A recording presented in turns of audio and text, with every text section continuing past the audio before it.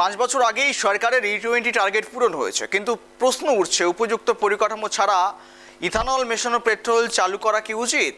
ব্রাজিলের থেকেও কি শিক্ষা নেয়নি ভারত সরকার? অনেক প্রশ্ন। দেখুন, ইথানল হাইড্রক্সিল গ্রুপের হওয়ার জন্য জলের সঙ্গে সহজেই মিশে যায় এবং সহজদাহ্য, তাই একে বায়োফুয়েল হিসাবে ব্যবহার করতে সুবিধা হয়। পেট্রোলের সঙ্গে মিশে পেট্রোলকেও সহজদাহ্য করে তোলে। 2003 সালে ভারত পেট্রোলে প্রথম ইথানল মেশানো শুরু হয়। তখন 5% ইথানল মেশানো হতো। 2014 সাল পর্যন্ত দেশ 1 লিটার পেট্রোলে 1 থেকে 1.5% ইথানল মেশানো হতো। এরপর ক্ষমতায় আসার পর 1 মাসের মধ্যেই মোদি সরকার ইথানল মেশানোর টার্গেট 5 থেকে 10% পর্যন্ত করে। 2018 সাল থেকে 2030 সাল পর্যন্ত মোদি সরকার সেই লক্ষ্যমাত্রা 20% পর্যন্ত বাড়ানোর সিদ্ধান্ত নেয়।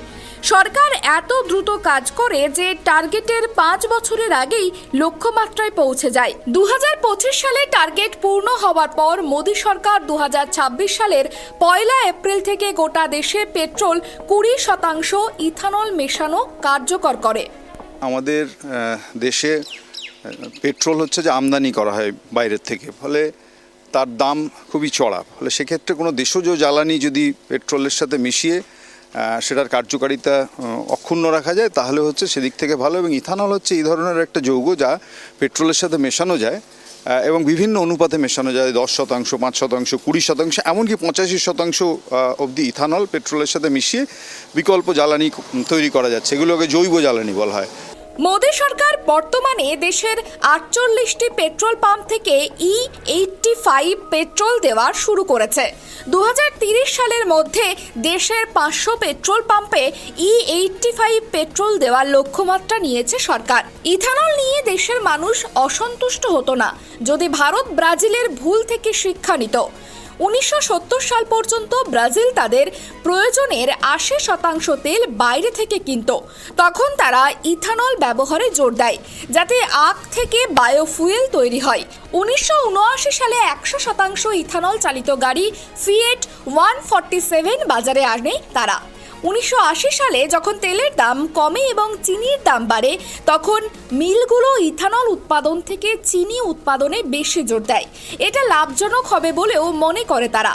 তার ফলে ইথানল গাড়িতে জ্বালানির অভাব দেখা দেয়। তখন ভারতের মতো এত তাড়াহুড়ো করেনি ব্রাজিল। ভারতে 2023 সালের আগে তৈরি হওয়া গাড়িগুলি E20 পেট্রোল ব্যবহারের জন্য তৈরি নয়। সর্বব্যাপী চেহারা দিতে হয় তাহলে দরকার হচ্ছে যানবাহনের ইঞ্জিনের প্রয়োজনীয় সংশোধন, পরিমার্জন, সেইটা সরকার না করে এটাকে সার্বজনীন একটা রূপ দেওয়ার ক্ষেত্রে এই সমস্যা হচ্ছে। আমি আবারও বললাম যে মাইলেজের সমস্যা এবং একটা গাড়ি সার্ভিস লাইফ বলতে যা বোঝায় সেটার সমস্যা তো বাড়বে। এবং আমার ধারণা আমাদের ভবিষ্যতে দেখতে হবে যে বেশ কিছু ক্ষেত্রে ইঞ্জিনের এই ত্রুটির কারণে খানিকটা কি বলবো যে আনপ্রেসিডেন্টেড বিহেভিয়ার অফ ইঞ্জিন, অর্থাৎ ঝাঁকুনি গাড়ির ক্ষেত্রে সেটা হচ্ছে যে তৈরি হতে পারে। তাই ব্রাজিল 2023 সালে ব্রাজিল ফ্লেক্স ফুয়েল ভেহিকল বাজারে নিয়ে আসে, যা পেট্রোল এবং E20 দুটোতেই চলতে পারে। আগে তারা পরিকাঠামো তৈরি করে, অটোমোবাইল কোম্পানিগুলি তৈরি করে, পেট্রোল পাম্পগুলিতে গ্রাহকদের দুটো বিকল্প তেলই দেয়। তারপর তারা আস্তে আস্তে মিশ্রিত তেলের ব্যবহার বাড়ায়। বর্তমানে ব্রাজিলে 90% গাড়ি ফ্লেক্স ফুয়েল সুবিধাযুক্ত, যা করতে ব্রাজিলের প্রায় 50 থেকে 60 বছর লেগেছে। সেটা ভারত মাত্র কয়েক বছরের মধ্যেই করতে চাইছে। আর প্রশ্ন এখানেই, এই ইথানল মিশ্রিত পেট্রোল ব্যবহার করে ফায়দাটা সকলের জন্য নাকি শুধুমাত্র কিছু সংখ্যক মানুষের জন্য? Bureau report, KTV Bangla.